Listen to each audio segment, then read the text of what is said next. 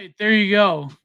It takes like I don't know, it takes a second to like get into like content mood, you know what I mean? For sure. Yeah. Like For it's sure. when I was a kid I watched this film called Alegria, which I believe was connected to Cirque du Soleil, where there was this like one speech by an elder performer that said, when you step through that curtain, you're a different person and you just have to like embrace. Anyway, um P.C.M Christ. So yeah, man, like it's I usually like I always, you know, screw up the introduction. So I guess as an icebreaker, um, radical agenda, what's your agenda? Like, Right. we're here to talk about your book, but like I want to talk about other stuff, before you talk about your book. Um, Sure. but I guess like um I always ask this question when I interview like frogs or frog adjacent people, but where are you from? How did you get here? What's your deal? What's your favorite color? Can how long have you been an alcoholic? You know, yeah. So, also, So do I just call you PCM or like, is it, yeah. that one's up to Yes. you, man. I've had two people actually call me Christ. Other than that, it's PCM. Mencius Moldbug man was actually the first to ever do it. Oh So man, that, totally yeah. up to you. R.I.P. Dementia Small Bugman. He's not dead, but like he had to leave though. Unfortunately, Oh yeah, that's I was there for that. yeah, that was sad, man. But Yeah. are you an old head though, PCM, or like what's your like arc? What's your journey been like? In other words, is what I really asking. Um, sort of half half, man. Like I'm only early 30s, and Yeah, but like same. I was around like back in the B days, like real hard, probably since about 2008. Yeah. Oh Um, yeah. somehow though, then after that, then I kind of just dipped out of being online really, and just started reading a lot more and all that. But then, as far as finding the scene goes, it's pretty cool. If that's what you're referring to. Yeah. Yeah. I guess. Yeah. Um, I mean, it's cool, man. Like I've been on the Trump train since 2015, like since the first debate. And like on poll constantly, but for whatever reason, maybe I was just too erratic. But I had a lot of associations with Twitter, Yeah. mostly because of the people that I knew who were like really about it in college, and so I just never messed with Twitter, man. And so then, and I had stopped writing completely for a long time, and I happened to see a thread on the Matrix 4 by a dude named Starlight Berserker. I didn't even have an account; it was just trending. I would just kind of scan it sometimes, Hmm. and it went kind of viral for him. And I was like, his first thing was, I recommend these people, and the first one that he listed was Zero, and so that was back in like 2021, I think, maybe. Like, Hmm. yeah. But then I mean I was back on the chans then too, especially like Fit and Lit. But then that's when I joined that. It was like right before the Passage Prize. Like the first one was announced. It was when I made an account. And and then it was just got me back into writing, man, and learning and making friends and everything else. So not a true old head by any means, but I've been around a little bit, I guess. Oh yeah, and of course, like the Chans are. I don't know. They're like in this weird like dead zone space. Like it seems there's not a lot of I could be wrong though, but there's not like a lot of vitality anymore compared to what it Yeah. was even before like the frogs all came onto Twitter. For sure. Well, Yeah. 8chan kind of when 8chan like really got big, like around 2016, I think that was when it brought a lot of heat and things kind of changed, and Oh yeah. ownership changed too, as you know. So Yeah. Did Hot Wheels originally own 8chan or was it he created 8chan, right? And then he like correct, correct. changed ownership. Yeah, I think yeah. so. Yeah. That was funny. That came out in there was like a lot of weird things with him. Not to gossip, but like there was that terrible journalist, the Antifa journalist. What's her name? Elle Reeves. She wrote about Hot Wheels in her book, which that came out recently, which is like, I don't know, like maybe like 5, 6, 7 years out of date, because it's like, who the hell Yeah. cares about like Mm. Seville? I mean, well, I shouldn't say that, because it's like, they still use the tiki torch in like Kamala Harris ads, which is Right. quite Right. strange. But yeah. Yeah. Were you ever on something awful like back in the day? I was never on something awful. I like lurked 4chan, but I was never that much acquainted with like goon culture. But were Yeah, you? yeah. I Yeah, found it a little yeah. bit later, but the book barn, man, like the lit form on there used to be so good. Oh yeah, like there are people like there was that one YouTuber. He had like an association with Sam Hyde, Don Jolly. He like was an OG something awful person. And he would like have these videos where he talk about the lit culture and like the like weirdo social experimentation Mm. that was going on. But yeah, um, so you were also involved in something awful then, I assume. Yeah, just kind of lurking like the lit board and stuff. Like I was never like gooning or anything like that, but it was Yeah. fun kind of to bounce around. It was because like so many of those dudes were so much older, so like hopping on there after B was kind of big. Then it was just a change of pace. Oh yeah. Yeah. It's actually funny, like the amount of journalists and people that were like OG goons, then they became like professional, professional Yeah, like libtarded journalists. Yeah, and back other when the internet was people. fun, man. Yeah, yeah, and I think like I think it was an revision that said like a lot of them are in perpetual fear that like those old essay threads are gonna like be resurrected, and seeing them say like a bunch of sacred words. But Probably. yeah. So you what did you start out being a fiction writer, or were you like more of I guess you could say a part of the take economy, like writing articles, like that's how I started with the thing, with Yeah. whatever this thing of ours, yeah, like with Thermometer magazine. But were you always into fiction, or was it just a later development? No, man, it's been fiction since the beginning for me. I really like that Cthulhu essay, if you recall. Oh yeah, yeah. That was the first article I had written since like college. And so it's and besides that hiatus I had, but it's always been fiction, man. It allows the creative part is what I need. You know what I mean? I don't topical stuff. I'm kind of blank on a lot of times. You know what I mean? Because it just Yeah. I'm kind of I don't know.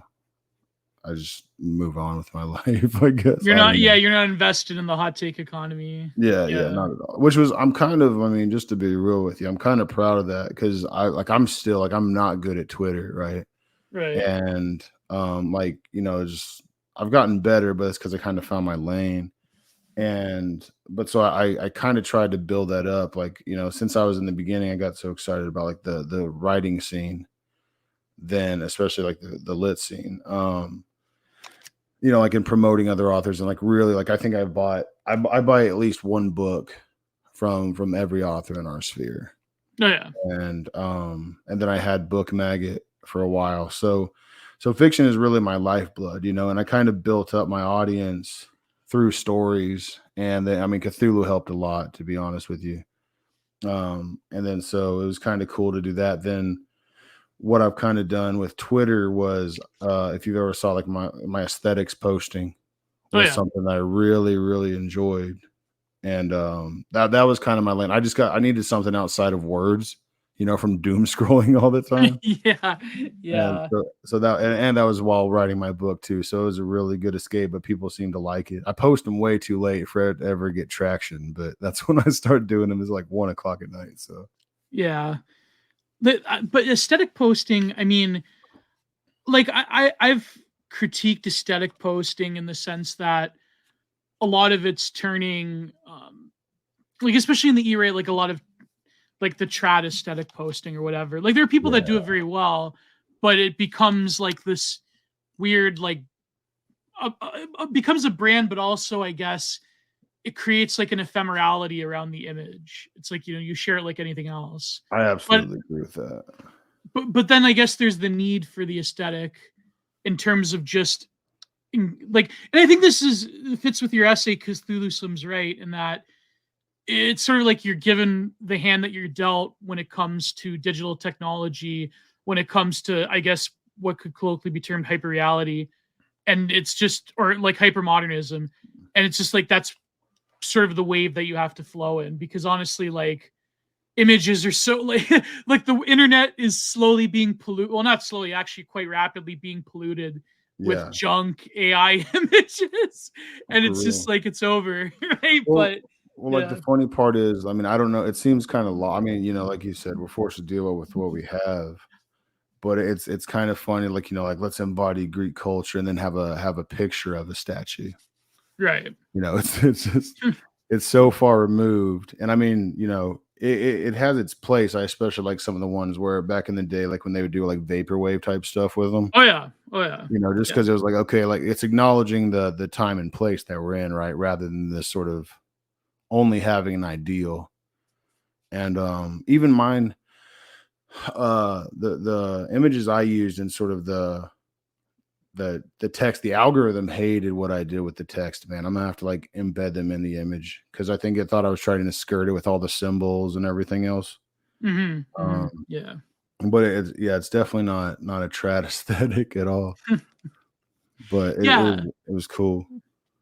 and for those, I encourage everyone to read it. But I remember I read the essay when it came out, Cthulhu Slim's right. But a lot of your point is that we're sort of we're given over to this postmodern moment, and now that in terms of like the right wing as a whole, not just as a political series of ideas, but also a sort of cultural idea that the right wing fosters. Now that we're like very much in the back foot and forming some new counterculture, but again, there's always criticisms of the way I guess you could call like the dissident right, quote unquote. I like to call it the e-right, but Sure. there's always criticisms of the way things are going. I'm not going to comment on specific drama, but or whatever. But I guess you could say that like because we're in this sort of I try to avoid words like insurgency because that's like Fed posty, but like I guess you could say like cultural insurgency. Um, your message is very much like just to ride the waves, to like ride the tiger and be like, okay, Sure. but yeah, you go ahead. Like, what's the basic thesis of? Yeah, Well, like where it ends, I wrote a follow up to Cthulhu, which did nowhere near as well. It's called yeah, Post Heresy, or How I Learned to Stop Worrying and Love the End of the World. And Cthulhu was like very briefly. I mean, it was a little bit of bomb throwing too, but basically it was acknowledging the fact that we live in postmodernism, but that the right is, my idea was that the right is never actually engaged with it. right, And I drew a lot of parallels between 60s counterculture and the current time, even from something like hippies, like right-wing bodybuilders.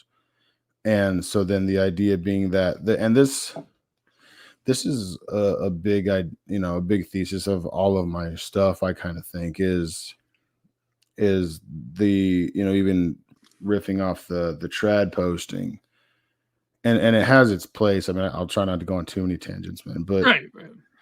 the with postmodernism and the right not engaging with it, right, is it doesn't acknowledge the truth that postmodernism revealed, right? Because there is truth there.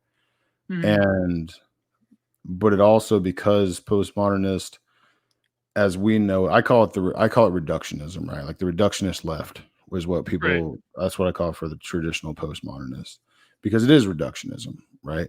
right. It's It's deconstruction. Yeah, yeah, it's deconstruction, like taken as far as it can possibly go. And like, starting with the structuralist and boom, boom, boom, boom, boom, boom, and all the lines got pointed out. But with the right, I don't think that a lot of the things the right tends to rely on including, and this is the kind of controversial one, was hierarchy. That by not engaging with it, then the postmodern, then the right can't move into the cultural space and make any room. And then the ending of the essay was sort of throwing away a lot of the things that people associate with as status and hierarchy markers. And that was sort of where post heresy came in, to where it elaborated, sort of generally speaking, on the path of the 20th century of, what capitalism did, then what reductionists did, and then where the right finds itself. Mm-hmm. And I think the biggest thing, this is something that the book kind of talks about, and like, in the themes, is everyone wants to talk about decline. And we may disagree with this, man. This is the first time we've talked like this, but everybody wants to talk about decline, but it just keeps declining, but no one imagines like it's the end. Nothing happens. Yeah. Right. Yeah, right. But it's the end though, right? Like, so if it's like, okay, so one thing I said in Cthulhu was any sort of conservatism is to support the current regime. Like, that's how much I believe that like leftist postmodernism and wokeism has taken over. Right. The regime as it stands represents all of that. And if that's the case, then the sort of things that people are trying to hold on to, then, we're forced to recontextualize them, if nothing else, right? My big thing I repeat a lot is universal truths, but recontextualized through rediscovered through recontextualization. And I think that's necessary. Even like, you looking at the Greek statues, man, if you lived back then and you saw a statue, no matter how hard you try, it's going to hold a much different weight than it does now. Right. Not only because of your surroundings and the lack of technology, but now it's within context. Back then it was not, right? It was just then, right? It was fully present. And that's sort of my big thesis right now is to imagine, and I find it incredibly liberating, like from an artistic angle, to where if these things are collapsed, and I truly believe that they are, then in the same way that the internet's a blessing in that we can sort of pull our inspirations and learn so much from everything, then you can also do that, right? I said to Ren on the In the Raw podcast, like I want to see what, and it obviously wouldn't be termed the same, but you'll get the gist. I want to see what a futurist doing, like interacting with the internet looks like, right? Like we're still stuck with analog and mechanics, right? But I want to see what it looks like digitally. And so that's kind of thing is just trying to like push everything past these previous indicators. And even so, like this is kind of the hard part, to like the controversial thing. To like the pointing soy jacks, right? That's sort of to me, it's a conception of people pointing back at how great Western civilization used to be. Like it has its place, sure. And you, like I said, you can pick and choose from it and learn from it, but you're not going to recreate it. Oh yeah, definitely. Like, you mean like the Chudjacks, like the West is fallen, millions must die. Yeah, no, that's true. In a way, it's almost like I think like this is like a tendency in the right wing in general. If you want to like include conservatives in that mix, I guess because we're both products of North America, we're very much, even though I'm Canadian, it's still the same. We're very much a product of like the sort of normie conservative conception of reality. And there's still like a lot of like contart or like conservative priors that a lot of people, even in the dissident right, have. So I guess like that's how we filter reality. Like a lot of conservative thought is essentially, like you were saying, it's like a weird ghost dance that ends up reaffirming the trajectory of whatever you want to call it. Like I like to call it the transnational progressivism, which is like the old like early 2000s conservative term, but like some people call it the GAE, some people call it the other words I can't use on YouTube. Which is crazy, seeing that one particular word like with like super viral tweets. You know what I'm talking Right. about, right? Like it's Oh like yeah. Oh yeah. you had to be like a hardcore like Aryan nations, like white supremacists to know like what that word meant. And True. now like True. normies are like normies are exposed to. That's Oh, true. it's so funny, yeah. But but Yeah. um but yeah, it's almost like you were saying in the act of trying to preserve something, and like conservatives do this, but I fear that the dissident right, or whatever you want to call it, is equally guilty of that. Where in the act of preserving something, you end up reaffirming the present moment, or at Right. least reaffirming the things that led to, like, I mean, I hate the word, Enlarging. Right. You're yeah, larging. yeah. But but you were saying like hierarchy, like maybe elaborate a bit more in like in the two essays. Like, what do you mean by the idea of hierarchy and the inability to embrace this like postmodern moment? Yeah. Yeah. Like the well part of it is like the former indicators, and the people see this as, decline and degeneracy and blah blah blah. Like that's another sort of qualm that I have. Whereas any any idea that involves collapse, Right. then I find it irrelevant. Right. Like it's because we already know its endpoint, right? And at that point it's total chaos, right? Which is fine. If you want that, that's fine. But if that's the requirement and that's the endpoint, then I'm not really interested. And so the previous indicators of anything that is considered aristocratic, right? And then I'll get Right. into sort of where it goes now. But any of the indicators of going to an Ivy League school no longer means anything, right? You know, Right. what's your that's like the postmodern thing. Like that's sort of what it revealed. Like with globalism, is these things, if whether they're not they mean something to you, doesn't mean, whereas they used to mean something to everyone, right? Like oh, my grandpa did this, or oh, I went to Harvard. That Right. doesn't mean the same anymore, right? Even coming from money, and part of that is an example I gave once was like the postmodern truth is that like things are consensus, right? Like everything is consensus. And so if the King of England walks into my house, now I know, like this is like, it's like Dionysus, right? Like, if he walks into my house, if I don't care, Mm-hmm. then his status is removed, right? So, in my own mind, which is, in the end what matters, right? If it's especially if it's at scale. So there is a place where his status, his hierarchy does not matter to me or to him, right? It has no place there. Right. And that's kind of the hard part, is because people are reliant. The same as when I said, pointing back to Western civilization, right? Whether I agree, which I do, but at this present moment, it's like, quit pointing back and point to now, right? And then all people can say is, oh, this is decline. And so I think the answer to this, right? Something I noticed, I started formulating like Western civilization. I think it, as opposed to like the East, like it truly mirrors an individual life, right? Right. And I think that it's not a coincidence that returning to the Greeks is recurrent in every major intellectual movement we've had in Western history, right? Except for like the Reformation. But Right. like the Rome had it, right? The Enlightenment had it. The early 20th century have it. We have it The now, Renaissance had it. Yeah. right? Yeah, excuse me.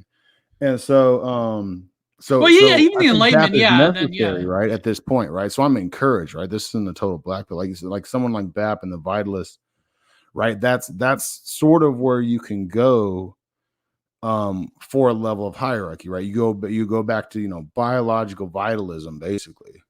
Mm-hmm. And then it has to start there, and then new ideas can take hold and be sort of brought into being. I guess I'm kind of going off a little bit, but it's related. Something I think I'm doing. Well, this podcast, content mine is full of different tangents that go everywhere, so don't worry about it. Yeah, Okay. if you have to riff, then just go for it. Yeah. Appreciate it, man. Um, so I kind of came up with something like in a podcast when someone asked me sort of like what was the goal of my work, right? Like how do I Mhm. write? What am I doing? And get William Blake is important to give up the ghost, and he's more than important to me. But the description I came up with, this connected to what I was talking about with, like taking nothing away from him. Bap's approach is almost easier because by skipping back to the Greeks, he doesn't really have to address anything else. Yeah, Right. Like it's yeah. not a cop out, it's just inherent to it. And the first paragraph of Cthulhu was sort of my opening paragraph of this idea, right? It was like my thesis, where by returning to subjective reality, we return to the perspective of the ancients, right? And then that's how we'll rediscover God. And the leftist scientific objectivism, all that becomes Yeah, yeah, just irrelevant to in read such it really a way. quickly, Yeah, as please. re as reality dissolves, we have to as reality dissolves, sorry, I was editing my own book today with my good friend Matthew, and it's just I get tongue-tied when I read stuff. No, no As worries. as reality dissolves, we have returned to the perspective of the ancients, to a time of direct and subjective interpretations of experiences that crushes the realist mode set forth by scientific objectivism. In such a world, the left has only found nihilism and nothingness, ultimately terminating in the fake and G word. The right's still breathing. Don't worry, the paywall version we could get, the paywall portion we could, say these words. Um, the right still breathing will return to the unfiltered realities of the past, and there will find God, gods, archetypes, truths, and absolute freedom. But the right is as it currently conceived cannot and will not be the force that creates anew, the strong men that create good times. In true postmodern fashion, it is the rights in questioning faith and hierarchy and reliance on implied structures, which has and will cause it to a collapse under the sheer weight of the topsy turvy. Well, yeah, that's very true. How you could say that, uh, even though it's filtered through the lens of like postmodern pastiche and sort of like a weird anachronism, right? That even people like Frederick Jameson talks about this. And in his book Postmodernism, it's Mhm. like even though still there still is like a thread to the past that betrays the sort of like linear history of like liberal progressivism, if you will, or whatever you want to call it. Like woke is, I hate that term woke, but like yeah, uh, but yeah, at the same time, it's like coming to terms with the fact that there's inspiration, but there can never truly be like a quote unquote like return with a V, right? Like Sure. yeah, Mother Europa is not whatever, right? But Right. yeah, go ahead. I disrupted your point, but go ahead. No, no, no, that elaborates on it, man. Like, because I think that sets it up. Like the way I put it was to imagine, like, as far as what I would hope for an experience or what I'm trying to get out of writing or reading, both actually. To imagine, you're in a collapsed society, right? Okay, the structures are gone, Right. and you're literate, and I think I said, like, perhaps you were taught in the Bible, right? Is like a foundational canon of most of Western literature, right? You know Right. your Right.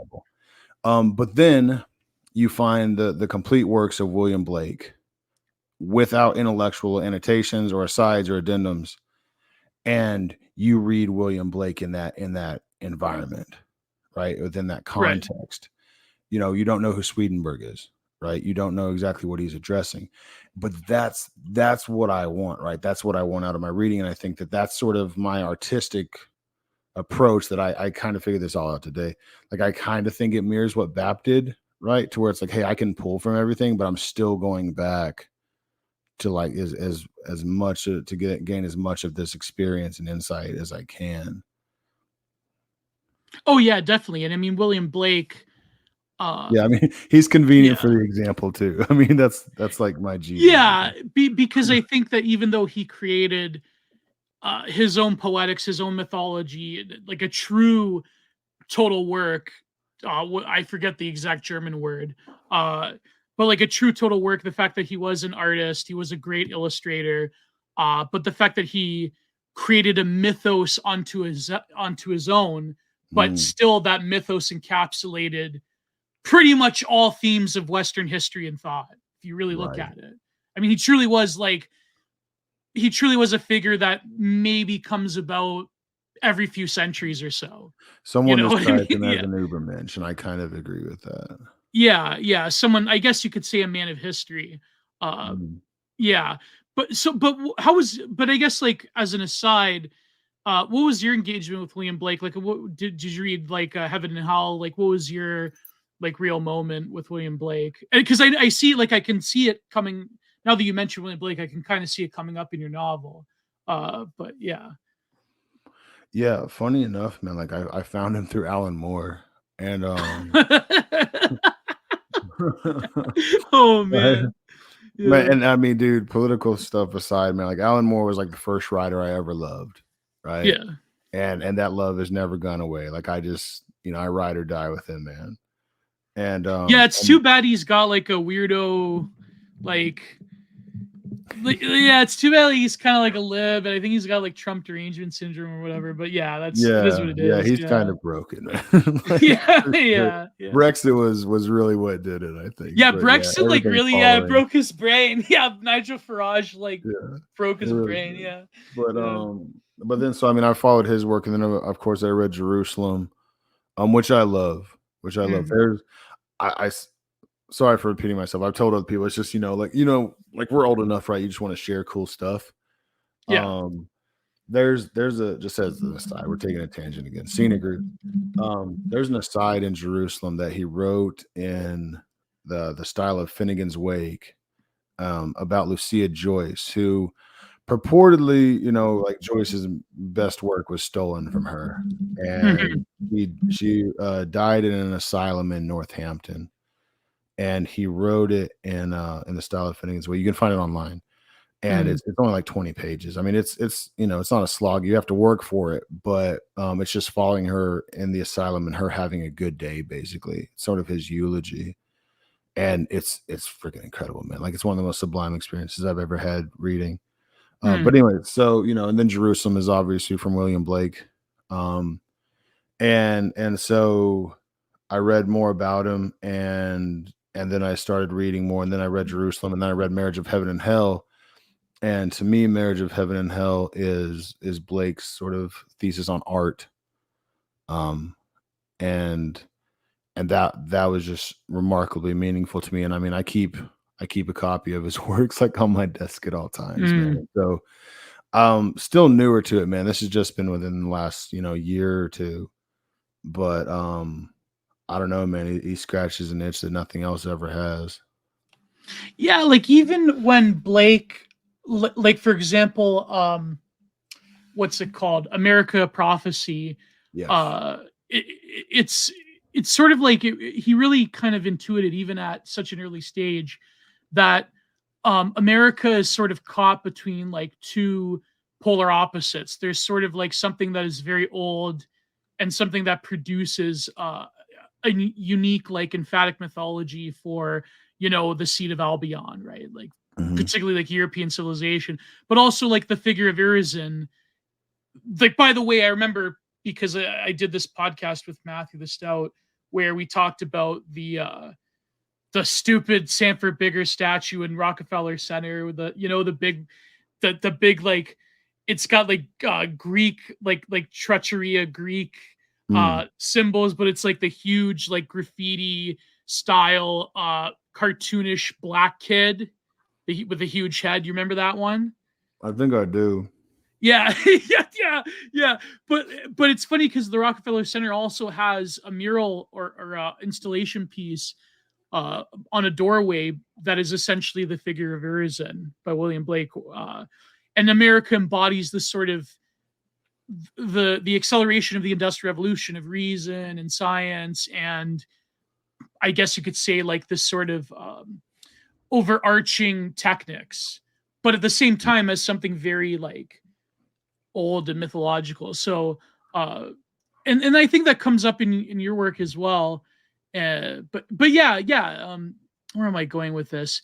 To get back to, like, I guess, the essay before we get into your book.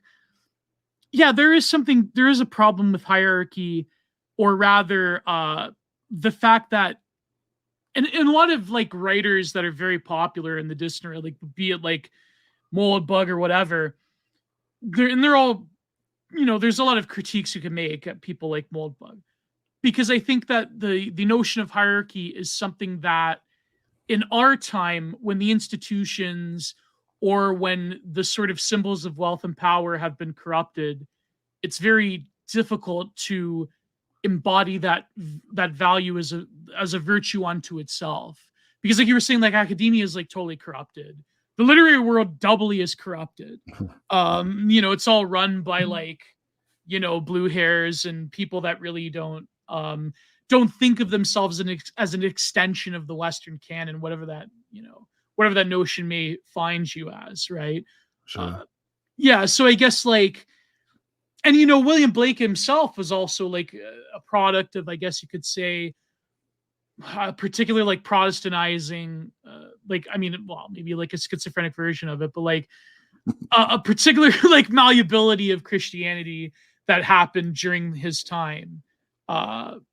Yeah, like there's, for example, like there's a very interesting and a lot of times like adversarial relationship, for example, between like William Blake and Catholicism, for instance. But Sure. yeah, like there is with America and Catholicism. But but I guess like the notion of hierarchy is something that the right wing has to struggle and contend with. So, I mean, what will be like a possible answer besides just, I don't know, we'll all become like bohemes. I don't know, like yeah. Well, no, I mean, I think the starting point is defined, right? Because the biological truths are, universal truths. Yeah. And so we have, that we still have that, right? Which is sort of like where the right can start. But I think you kind of answered it with Blake, man, is a lot of people, like I've said before, like I think the reason that America was never fully able to develop culturally was because of I don't call it the elites anymore. I call them the institutional class.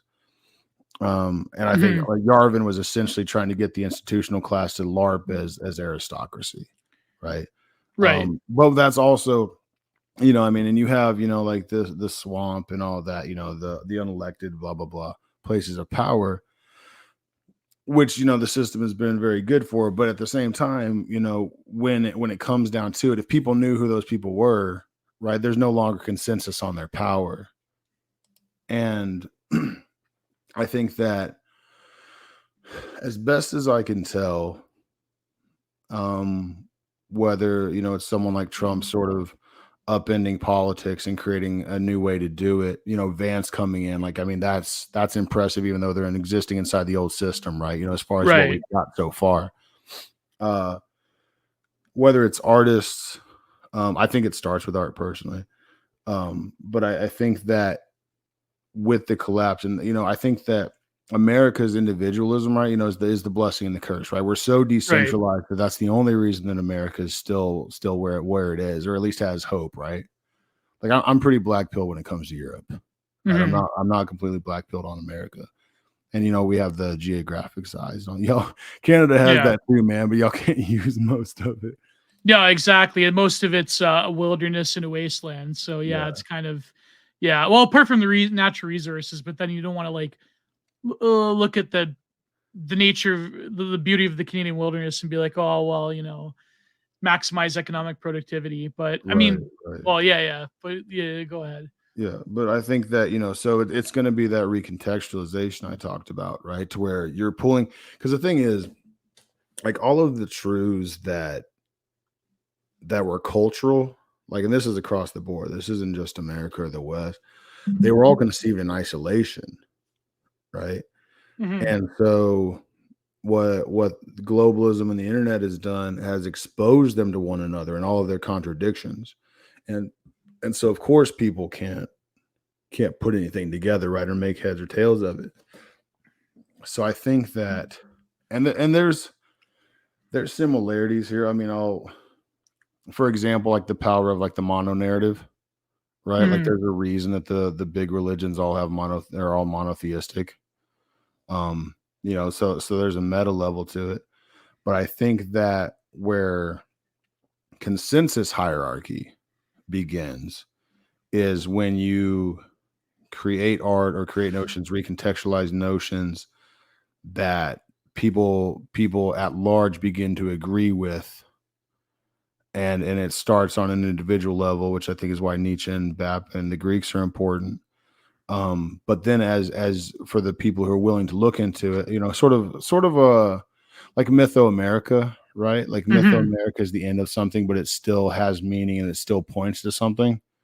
I think as things can be recontextualized, remoralized, then hierarchies are going to start being based on consensus that it used to be.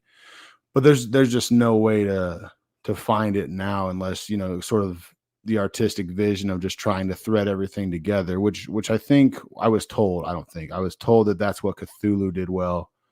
It took a lot of ideas that everyone was familiar with and drew a line through them. Yeah. Oh yeah. So I think that's where it starts, man, is just, looking into the void, right? Like, beyond structures, and the right has its universal truths, and it has the right likes itself, right? Which Mm. is the big difference with the left, that you can, the right can look at itself and like what it sees.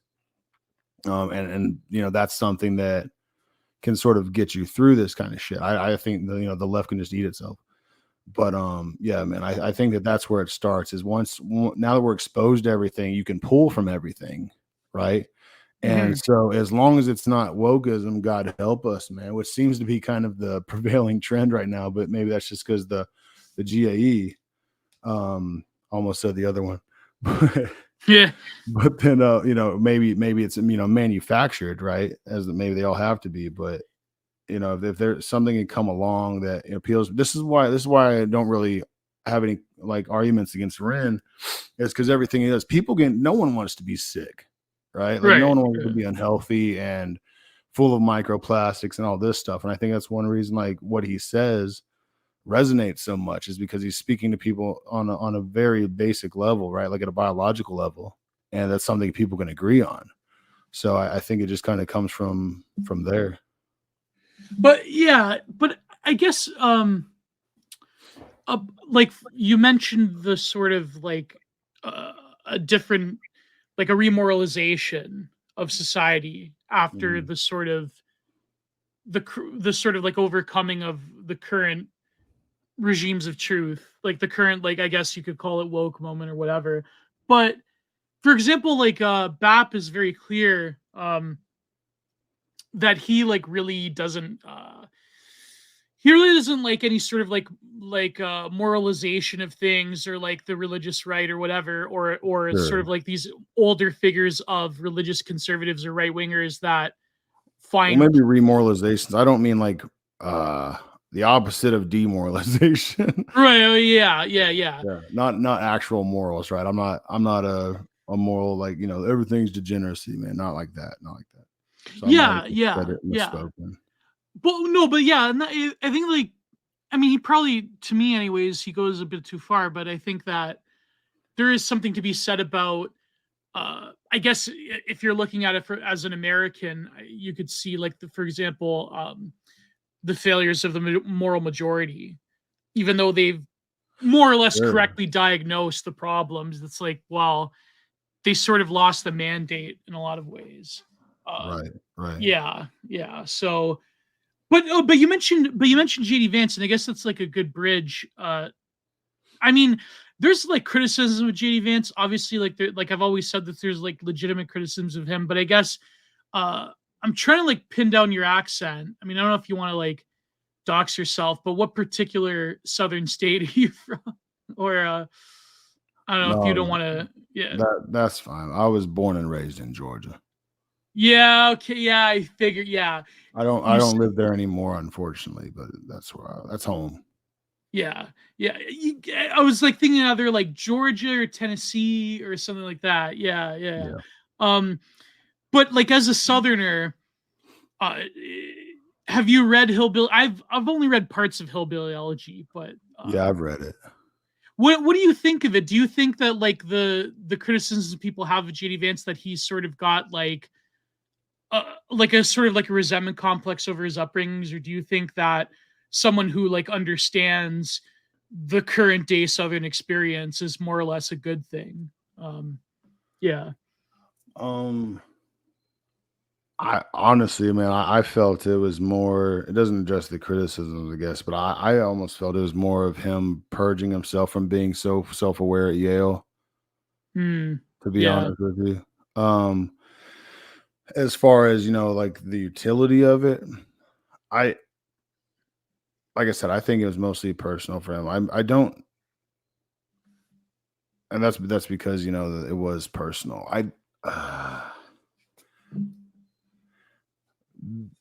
I mean, there's like that. I believe a lot of the stuff about Vance, to where Vance tends to really go where he needs to go and do what he's got to do, right? Like he is more of a traditional politician, right? Like yeah, he's not there to blow things up. So like he was aware of what it would do, right? He knew that, and right. especially like being in Ohio, so like there was political utility to it, but as far as like on a personal level, that's what I read. I think it serves for votes, maybe, and it helps, sort of his populist stance. The biggest thing, even something with the book, man, I've kind of been surprised about is people really, really do have their knee-jerk conceptions and reactions of the South. Hmm. Like they Hmm. really do. Like talk to anybody and they'll immediately start doing sort of a drawl, but it's never like kind of like an earnest one.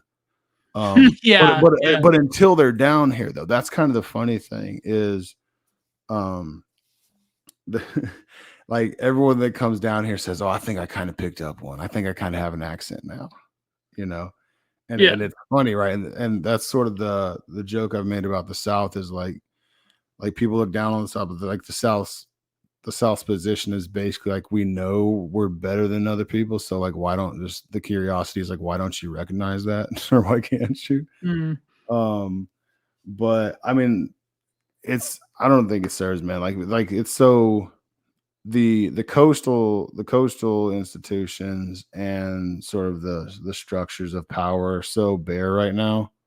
Like they're laid bare, and at this point, I think there's even if someone isn't going through sort of the hillbilly elegy story, I think there's so much solidarity among just like normal people. yeah, Um, and that's the thing too is kind of in contrast to a lot of the sphere, like sort of the Southern Democrats, right? Like why are the Southern Democrats they where they were?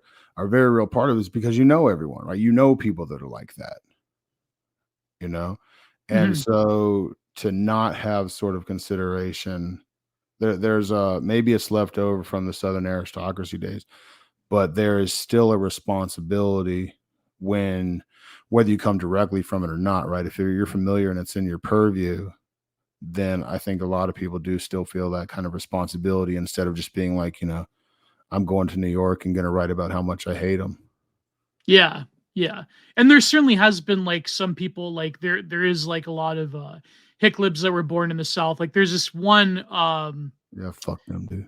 absolute, yeah, there's this one like absolute parasite. I think he wrote this thread in Waco once. His name is Sexton, I think. It's like he's got like the beard and he like They has all do, dude. yeah, yeah, he's got I think he comes from like either Tennessee or Alabama and he's got like this obsession with JD Vance and he's like one of these horrendous just terrible people, really, truly. Um but I think like from my limited knowledge of Southern politics in the 20th century, a lot of people I guess because nowadays it is true that the heart of conservatism in America largely lies in the South, but like you mentioned, like the Dixiecrats, right? Uh, More than Southern poli- conservative, I think it's anti-federalist, really. yeah, yeah, yeah, yeah. But Sorry, go ahead. My bad. well, no, no. But what I was getting to that, like, I think that when people think about like conservatism they mean like this sort of like weirdo Republican fusionism where it's like Right. libertarianism, neoconservatism, you know, but the history of the South, barring okay like to acknowledge like okay the racial issues whatever, but in terms of things like public policy, like you have figures like Huey Long, which you wouldn't consider economically libertarian, quote unquote. I mean, the South Mhm. always had an aristocratic structure, it had something that wasn't like the more like northern conceptions of like free market capitalism, if you will, Right. that is equated with Republican conservatism nowadays. So I think like the South is a very interesting place in terms of like where political categories in America. I mean, maybe not recently, because nowadays it seems that uh, the two major parties in America are so totalizing that okay, it's like but at least Sure. historically, the South wasn't the same as you would consider, northern, like libertarian, capitalistic, Absolutely. individualistic, totally, right? I mean, it could be Mhm. totally wrong, but yeah, No, yeah. no, you're right. You're right. And I mean, even then, I think it was. Have you read "Let Us Now Praise Famous Men" with James McGee? Oh no, I haven't read it. No. I recommend it, man. It's good. He and who was it? Well, Walker Evans. Like they were sent down by a magazine to talk to uh what am I trying to say, dude? Jesus Christ. Crop shares. What am I talking about? I lost the word, dude. Damn it. Yeah, crop shares. Yeah, you're not supposed to do it in the podcast, right? Yeah, But it's all anyway, right. so It's all they went back and that's their whole story was sort of documenting the South in like the early 1900s, and even then there's a lot of sort of northern influence on it, but he also notices structure and hierarchy in it, and that's part of it. They talked to he talked to a lady about why are all these doctors and lawyers, why do they always go to church, right? And these are like educated men, right. and then she's like, because that's where everyone meets, right? And so it was small enough, and the thing was, is there was with the death of so many people's, like like their granddaddies, right, and their dads, Mm, their fathers, then that's sort of what it was born out of, right? There is that community identity, and there is this idea of no one's coming for you. I don't know how somewhere that's not in the South would react to something like Helene is, the way they are. mhm. North Carolina, the Carolinians are doing well right now with Helene. I don't know how like the Midwest or especially the Northeast would act in such a way, but politically, it's people like to think, like, oh, it's like always backwards looking and like the Civil War, and look at what we used to have, and a lot of Southerners at this point LARP. That's true. Even like Mhm. Garden and Gun is sort of just kind of like trying to keep something alive, even though it doesn't really exist. It's all LARPing. But what has carried over from the Civil War is that loss of structure, especially like hierarchy and patriarchy. And I think that's had more to do with the politics than anything. Oh yeah, yeah, definitely. And b- and that comes up in your work too, but when it comes to the South, like you were saying, like a lot of people have their preconceived ideas, and I guess like to jump into it, one theme that I noticed in like a lot of the literature in the sphere, whether it be like Marty Phillips's Millennium or Love Marty. yeah, yeah, a good friend of mine, or Mixtape Hyperborea or the Jackalopians, is that a lot of the literature that comes out of the scene, uh, there's this weird mix of like alienation and trying to relive a cultural moment, but the sort of like current perception of the South as like this poverty stricken, opioid addicted, like totally blown out, uh, nowhere land. Like that's what the popular conception is, I guess. But you're Sure. saying like there's something else there. There is like a secret heart to it that does come out in, like you mentioned, Mytho America. Like you meant, like a lot of those images embody sort of like that Southern Gothic spirit of something that's deeper, even though there's a lot of these hardships and struggles, and this sort of like picture of the South as backwards, quote unquote, Yeah. or nowadays being like subjected to forces of deindustrialization and economic exploitation by these coastal cities. Uh, all Yes. those themes seem to come out altogether in a lot of quote unquote dissident literature, for lack of a better term. So was that like a conscious thing, or was it just like you trying to uh, capture like a genuine experience, or was it, or did it have like a purpose? Because in your book, there's like a lot of what's a good word? Like I guess longing could be a good word. Like there's a lot of longing and loss, and there's a lot of like this sort of reverie for something deeper. And I mean, I personally, I really enjoyed your book. I think it was like very Oh, thanks, bro. compelling. Yeah, it was very much like I had to like keep reading it. And I don't read like a lot of fiction. I should, but um but yeah, it was, but yeah, go ahead. I guess before you get too far ahead, yeah, just the whole thing about alienation. Yeah, well, it's interesting too. Like most people, like starting from the beginning, like most people's knee jerk reactions to the South or the trailer park, Yeah, right? yeah.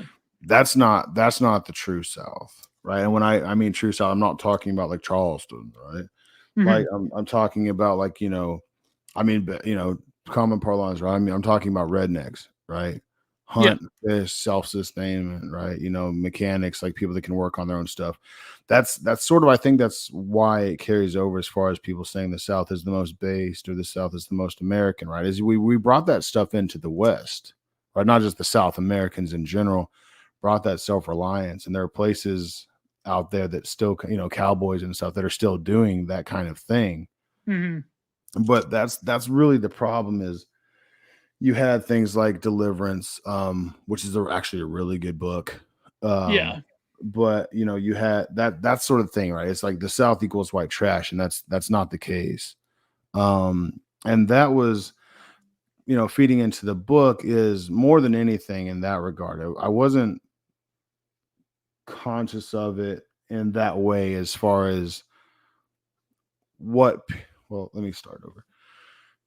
You've read the book, so like the presence of nature is massive in the book, right? Yeah. That's sort of my thing, right? As far as like an answer to what you're talking about, that's true South, to where rather than in the North, to where you have to hunker down, for 3 to 6 months, and to where everything dies. Then and yes, trees fall down here or leaves fall down here too, Yeah. but it's still alive, and that's only like for maybe 2 months where it's kind of cold, right? Like hoodie weather. And so the presence of AR inside of nature is probably the closest thing to what I would consider like more of like a southern experience or a way of life. Um Yeah. there there was actually I threw it in. A lot of people probably thought it was just from the sphere, but like Weinstein, right? Yeah. Like Yeah. like Yeah. Yeah. the character of Weinstein was like that was I think that was my only like real indulgence for the most part. That was just me sort of like mocking New Yorkers, like making New Yorkers stereotypical, right? It's kind of like the My Yeah. Cousin Vinny thing, like with the grits, if you've ever seen that. But Yeah. Yeah. Yeah. Yeah. Of so course. that was me just like kind of making fun of New Yorkers, right? Like, here's like this stereotypical New Yorker, like where they just all eat bagels and black and white cookies and stuff. Yeah. Yeah. So That that was was funny. that was as far as I was aware of it. Um, and I think with the way people spoke, like I made sure it was sort of a southern thing, like with the trucks and the cars. But it was never meant to like appease people's expectations of the South. Regarding the sort of longing and stuff, that's an interesting thing because you go back to like Faulkner, right? And the thing about like old South, most Southern, even now, like I'm Southern. I don't consider myself a Southern writer. Mm. Like Give Up the Ghost, the first Southern story I ever wrote, and like no, like you're gonna see my Substack, like none of them are like that. But Faulkner, O'Connor, and even the Southern writers now, there is always that back looking, right? That's why they're all set, between like 1840 and 1940, basically. Mhm. Because that's people's conception, like here was the true South kind of thing. But there's a South that still exists now, and that's not sort of the South will rise again thing. It's acknowledging that, like, sort of the recontextualization, right? Like, we're so far away from like the Civil War, and I understand people, when it comes to lineage and stuff like that. But as far as telling the stories, right? Like, what does that look like? V.N. Ebert, he does a lot of the older stuff too, but he has a couple that are sort of brought into modernity. And so the longing thing, maybe I pulled from it sort of subconsciously because, like I said, especially like Faulkner, right? Like, it's sort of these better Mhm. times and these more interesting times. But for me, I think it was much more of a spiritual thing for AR, you Yeah. know. And we can talk more about that when we talk a little bit about the book more. But I think that was really it, especially like once he leaves the mountain, like that's where a lot of the longing comes from because it's the destruction of innocence. Oh yeah, yeah, and the whole book is about the destruction of innocence. Um, but Did you was get the the mount? prologue? Can I ask that real quick? I just wonder if you noticed the prologue. Yeah, yeah, yeah. Okay. Okay. My bad. Go ahead. Um, Go ahead. let me actually pull it up. Did I get the prologue? I think I did. Um, Prologue. No, I think I just yeah, I think I did. Was it Go Rest High in the Mountain? Was that the prologue or No, right before that. It was just like a little poem kind of thing, right? Or what? I don't even know if it's a poem, but yeah, it's right before that. Because every time, Oh yeah, yeah, yeah. Great power, thin and thy heart. Um. Oh yeah. Oh yeah. okay, that was my one kind of hint to like the meta stuff. Oh, interesting. Because there was a lot of like very trippy scenes that I was like especially the last vision that AR has with like the Mhm. woman of I interpret it as sort of like what did I say in my notes? I interpreted her as sort of like the goddess of life and death, if you will, like sort of like Are you almost like talking about in the cave? yes, yes, in Okay. the Okay. cave. Yeah. Was it an allusion to like a specific um like Gnostic tradition or a specific symbolism? Or I know we're jumping way ahead, but we'll get to like the meat of the book. Yeah. No Yeah. worries. No, that was one of my happier moments. Like, it's not as profound as as I wish it was, but I actually like that whole. I found a way to subvert Baphomet, basically, Oh, that's and right. Yeah. Yeah. and so that fed sort of into the because that was the hard part. I agree. Like, the one criticism that's been a kind of consistent is that people wish that the ending was a little bit longer, right? They felt it was a little rushed, Yeah. Yeah. which I can actually agree with. But the ending was fun, but it was difficult because throughout the whole thing, and I'll save stuff when we talk later, but throughout the whole thing, you have this sort of back and forth between like the spirit world and reality, if you will, or in AR's physical world, and the ending had to be where where they all meet, and Yeah. so that was actually pretty challenging. But I thought that the inversion of it was appropriate, and the fact that it's kind of ambiguous as to whether it's in the spirit world or whether it's in reality. Kind of thing. Yeah, like I could imagine like a director like doing something quite good with it. Like, Dude, imagine as an anime dude, that was like my thing. yeah, I could imagine this anime. Yeah, yeah, yeah. Or maybe like something like I don't know. I wouldn't say someone like Ari Aster or whatever. Like it, but Spring like there Breakers was is art, dude. Spring Breakers is art. yeah. Like I mean, Oh, that's not Ari Aster. Never mind, my no, no, bad. no. Spring Break. That was Harmony Korine. Like oh, Yeah, maybe yeah, my bad. Harmony Korine could do this. Yeah, it could be something I was else. Like surprised, but yeah. I Yeah, had I know this. Ari Aster, my I bad. I remember writing an article once about I mentioned how Harmony Korine has like when it comes to the subjects that he's directing, he's writing about in the screenplays, there is like a sympathy there, Yeah.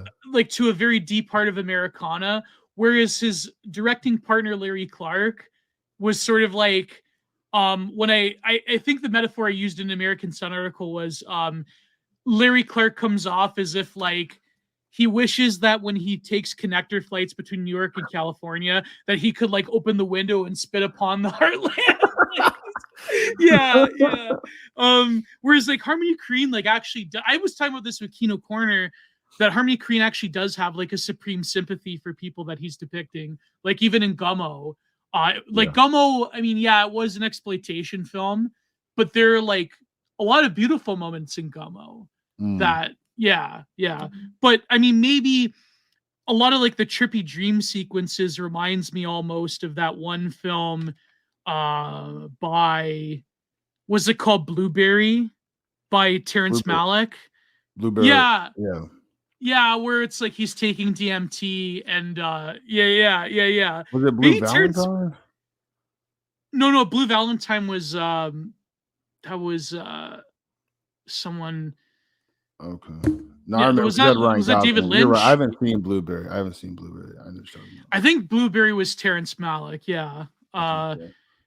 It reminds me of that. Like it could be, maybe Terrence Malick could direct this. Like no, because he does have like those trippy dream sequences. But no, but so yeah, but to begin with the book, was the mountain thing. I mean, it is very ingrained in that sort of like Southern imagery and in Southern Gothic. But was it like a conscious like Nietzschean metaphor, like the sort of Zarathustra descending from the mountain, or was it just like the preacher on the mountain is a very common theme in Southern Gothic, or is it? Yeah. No, it was very much conscious. It was,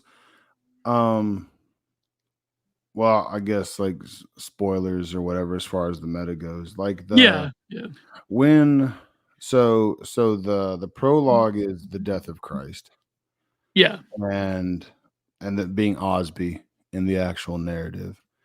And so when he comes off the mountain, like the sort of the approach that I took with it was, as a pure being, right? Someone who has never been mortal before, who is exposed to death and murder and evil in this story.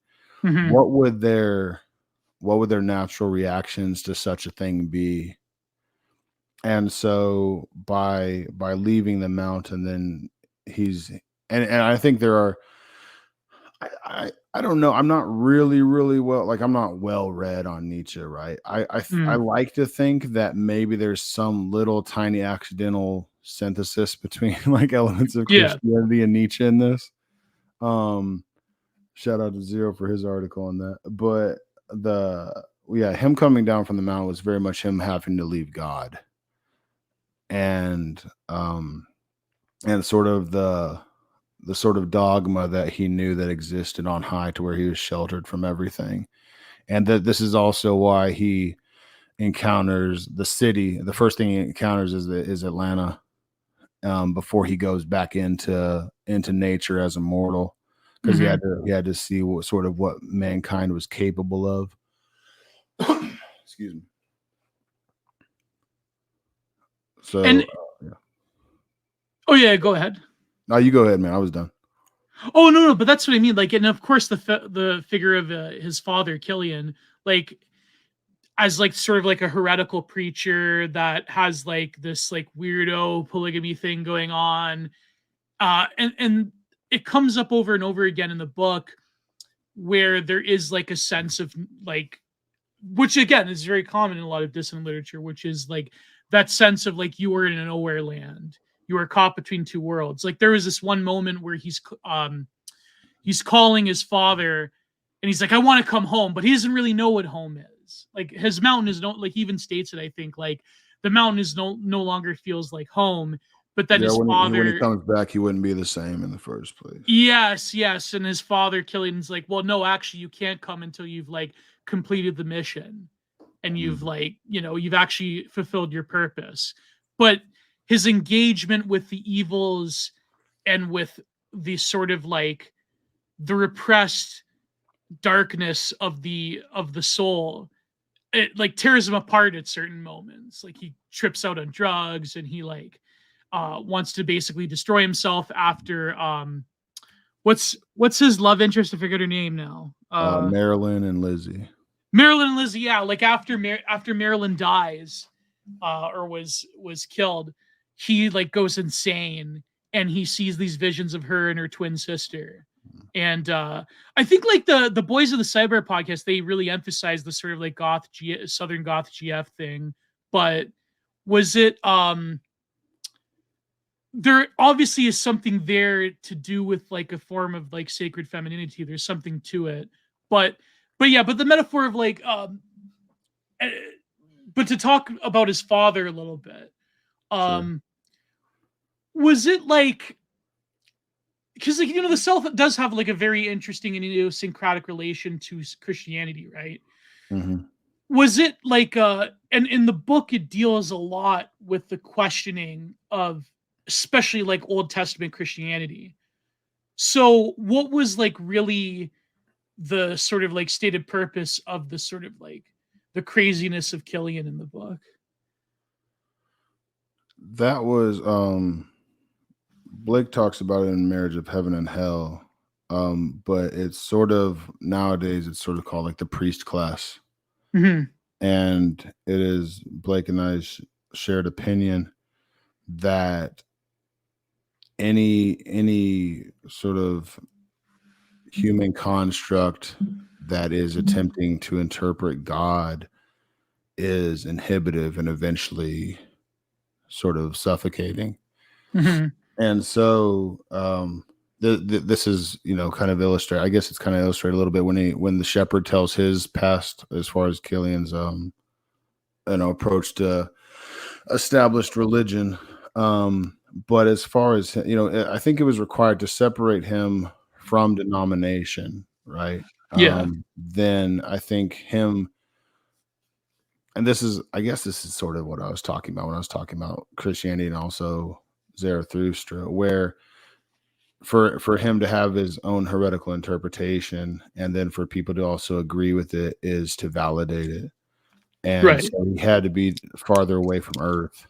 I mean, he had to be separate from that, to the point that it was sort of driven away and he could only exist in a specific world or context. And yeah, and with the shepherd I think that's sort of the biggest theme as far as the religious stuff goes, as far as some of AR's epiphanies. Besides the Peanut Man is a different thing. That's sort of his step into the next level.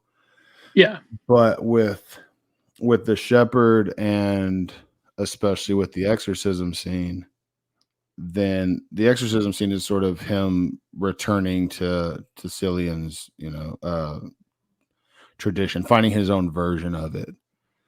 And his dad, because and you mentioned like the Old Testament thing, I think that was also necessary because in his life, right, he finds that it's made kind of explicit where he's discovering that and I guess this mirrors Western civilization too, where he's discovering that these dogmas and his father's teachings, which he completely adhered to, don't really have easy answers or even answers at all, seemingly, to the things he's encountering as a mortal now, and being on his own. So I think that Killian is sort of representative of a force that is still identifiably God, right? Because he's not, Right. part of man. He's not part of society, but also still something that AR has to come from.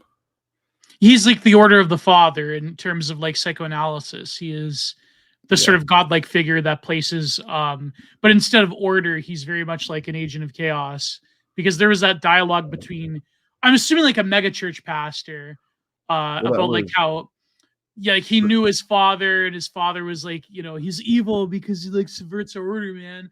Like it's, yeah, but yeah, go ahead. no, just like two things, man, just to maybe find it interesting. Well, one, like I framed it as a mega. That one I was actually really aware of the reader on that one, right? I framed it as a mega church. But if you notice, when he's going through, when he's being escorted back to the Yeah. library to wait for the shepherd, that's actually a really accurate description of the office that looks over St. Paul's. Oh, really? Yeah. So it's also kind of a shot at centralization in Catholicism, but that whole scene was essentially like my version of the Grand Inquisition, the Grand Inquisitor from Brothers K. Oh, I see. Yeah.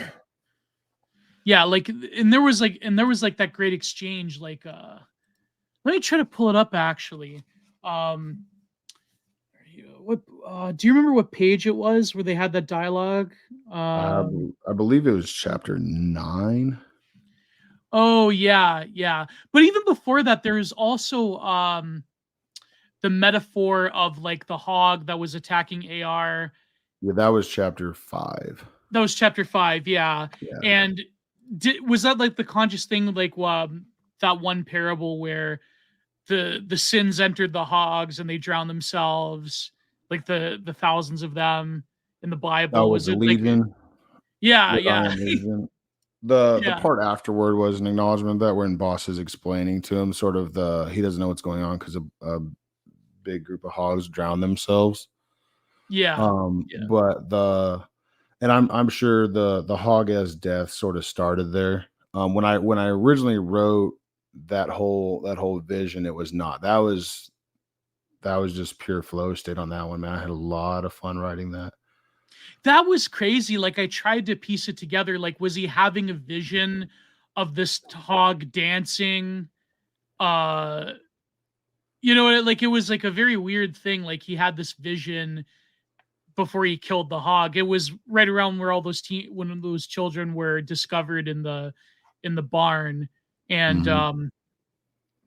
was that just like purely like a self-interest thing? Like you say like you had fun writing that, and so Well, no, it was fun just because sort of came out of it and was like, holy shit, I like what I wrote. mhm, But the someone pointed out, I recently had an interview by Virginia Gentry on Substack that was, I've never met him before. He just kind of DM'd me and was like, hey man, I want to mhm, read and write your book. You're from the South, right? And I mean, he had some incredibly kind things to say. But one thing he pointed out, and this is true, was that when it comes to the vision sequences, mhm, then as AR experiences them not knowing what's exactly happening, then sort of the reader is forced to do the same as well. yeah, And that was sort of the big part, is to introduce the this goes back to that first paragraph of Cthulhu, right? To reintroduce a mythology into one's own personal life, to where regardless of what it is, the experience itself is very real. And it was, mhm, it was heavy on symbolism, obviously. But yeah, so each one of those things is sort of a really, in my mind, really important and grand narrative that it's each narrative in my mind that a mortal has to face, right? mhm, And so to blur the line for AR and to make it sort of that, um to give it the scale that I did for the visions, especially the hog, because I thought the death was the most important driving one, then it sort of hopefully allowed the reader to sort of like blur those lines too and have something of a contact with the spirit world just by sort mhm. of forgetting reality. Yeah, yeah. It seems like the pig becomes like a powerful animalic like metaphor, like animistic metaphor. Because like I there is kind of like you could even say like an older like pagan or like Manichaean vibe that isn't specifically just like Christianity in your book. And so yeah, I found the thing with the pastor. There's other things I wanted to talk about in terms of like nature, but it's implied that like Killian stole his wife or something, like or turned her into like a His hua. sister and his girlfriend. His sister's girlfriend. Yeah, yeah. He like really like ramaged through them. Yeah, he like ran them through. Um, but I'm trying to like find a good quote here. Let me see. Uh Catechism himself was a folly. Only creation was an expression of divinity, for only immortality could be experienced intuitively. Why? God's first act was to create, but he could only do so by creating the finite. And so God himself in his eternal glory could not express what is intuited through the interrelation of our senses and consciousness. Eventually, the word reached here. The center, and your father was summoned. He stood in the room where you sit now, with rags, without education, armed in insolence. His message was without logic, without institutional backing. And so, like, yeah, so that's like the sort of surface level, like his father was a subverter. But then what's very interesting is that you talk about creation and mortality as well in this, or rather death and eternity. So here it says, and so to direct them towards death is to direct them towards the afterlife, towards the true eternal, and thereby towards God. But your father would find eternity in creation. Creation is antithetical to the eternal. What must begin must end, but only what ends is permitted to live forever. Life is not a gift, but a burden. God cannot be found inside mortal creatures, only before and beyond it. Whether return to God be punishment or reward, each person must choose. Be like a children, they must be guided towards this choice. Like a father and mother, you must make them aware of it. I thought that was like a good exchange, because he seems like the shepherd is sort of like the figure of like he is an authority figure, but then later on when it comes Mm. to the exorcism scene, he gets exposed. But what was your point about going into this business of creation and eternity? uh yeah, like, is he saying that the sort of finality, like the finite nature of mortality, is something that we contend with, and it's like true eternity is something that is yet to be accessed? Or yeah. Yeah, I think that is, as long as one considers the something better outside of mortality, then it's a death cult. Hmm. And so on both sides of life, then there lies a conception of God. And that was sort of Cillian's heresy, to where, where he was talking about sort of the paradox of God creating what is mortal but not being able to see it. Yeah. And so excuse me. And so with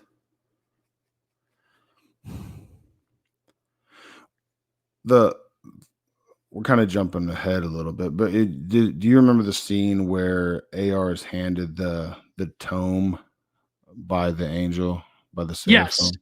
Yes. Yeah. Yeah.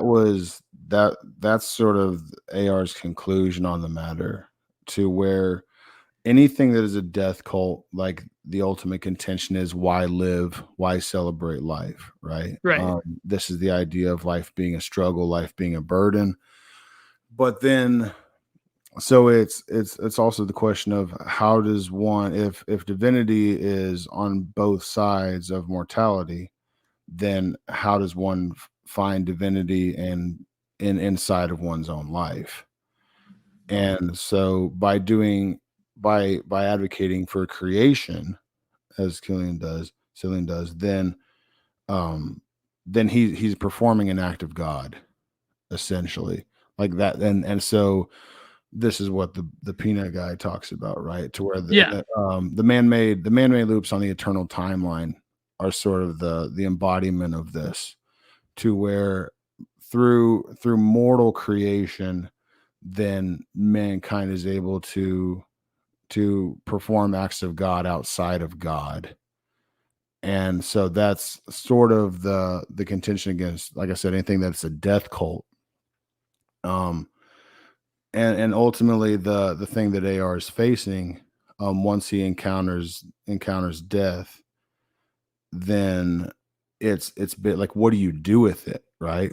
And I don't Yeah. know if this is like super insightful, but a conception of the eternity, right, comes from outside death, right? Hmm. Our self-awareness, our conception of God comes from the fact that we're all mortal. So in my mind, everything that we sort of face and deal with, and whether it's looking for meaning, whether it's, it all comes from being self-aware and self-conscious that we're going to die, right? And that's what moves us Right. from purity. So it's like, Yeah, what do being you do towards with death, that? basically. Yeah. Yeah. Yeah. And so, I mean, it really is that, it's sort of the first signs of mortal agency inside of the narrative of eternity, I think. So, but what do you mean by death call? You mean sort of like a life denial thing where life is a burden, it's something to be surpassed, and something outside of life is the ultimate goal. And Sure, it's being yeah, separated from God, right? Like most right. anything that he deals with theologically in the book is like explicitly Christian, I think. And Yeah, so from the beginning, right, for the Bible to begin with our separation from God, right, is right, to right. condemn our mortality. Yeah, yeah. And then everything else that we've sort of dealt with and done since then is born out of that. Well, yeah, well, but it's born out of like human fallenness, essentially, from Genesis onwards. And Right. And that's yeah, the point, right? If we're all fallen, then it's always like, work towards the end, work towards heaven, work towards death. yeah, yeah. And then of course, like a lot of people like have their own delusions about, you know, why don't we create heaven here through our immortal hand, and that never works out. And it's like it doesn't work out for a reason. Like Right. there's this one passage later on in the book where you say that death as a blinder to further continuity in life. I don't know why I wrote that down because I thought it was important. Yeah. Yeah, it's that's where that that whole part gets like really trippy and sort of theory. So I'm trying to remember if I can remember it directly. That's when is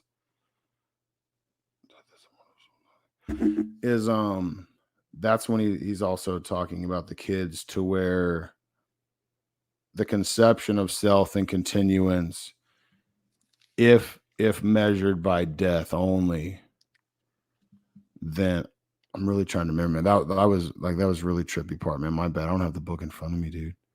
Yeah, it's all right. Yeah, Damn, I yeah. can't remember it. Damn, my bad, dude.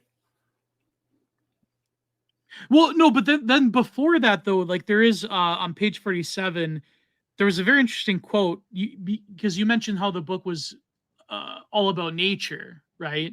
Hmm. Um, that says, and it was highlighted in red. It sort of reminded me like House of Leaves, where like every time that said house, it was like highlighted in blue. I thought Right, that was quite right. good. On page 47, you say, where man is not, nature is barren. Um, I thought that was a great quote, but I kind That's of Blake, struggle. just to be clear. All the red text is Blake from Marriage of Heaven and Hell. Oh yeah, that's right. It did sound familiar, but where man is not, nature is barren. Hmm. Um, and so what would be your interpretation of that from Blake, and how does it relate to the work in general? Yeah, So yeah, this goes back to both the pig scene and to being like self-conscious of one's death, right? In the right, pig scene, then um in the pig scene, then there with all the threads of existence, right, that eventually are right, swallowed up by the conflagration. Once an AR is the last thread, and so once death has killed off AR, then death continues, but there's nothing else for it to do, right? That's the right. great devourer throughout the story.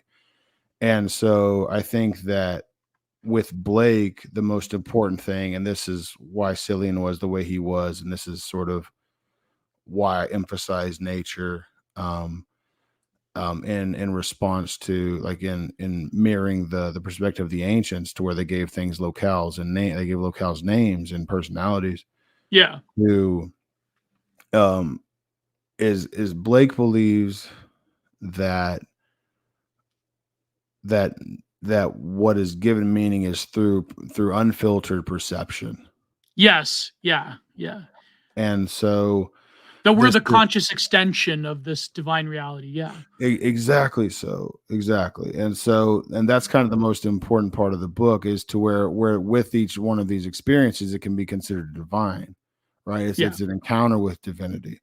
And so the presence of nature throughout, and where nature's barren, if it had, it's sort of not to reduce it at all, right? But it's sort of like the tree falls in the woods thing, Right. right? Yeah.